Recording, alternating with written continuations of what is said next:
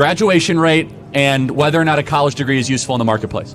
Well, I mean, you're kind of saying that, like, because people aren't, or like, they're not, I guess, using their degree 10 years from like when they got it, that necessarily means that like college is useless. But you're kind of like forgetting, like, if I do a job, right, like any of the people working here, right, they work for you maybe 2 years, work at Turning Point, right, they take skills that they learn with them to a new job. So not necessarily that they are using everything they learned at this job and then taking it to the next one. They could be just like doing something completely different. So you could say that maybe their work here was useless, but you probably wouldn't think that, right? I think it's kind of the same thing with college, except that like you might not necessarily use your degree, but you're using skills that you got at college for your next job. So it doesn't necessarily mean that you have to use it in the future. I want to make sure you're understanding what I'm saying. The job that they get does not require them to have a degree, so they could have gotten that job out of high school. Sure, but like, so they could have got the skills without the $100,000 in debt.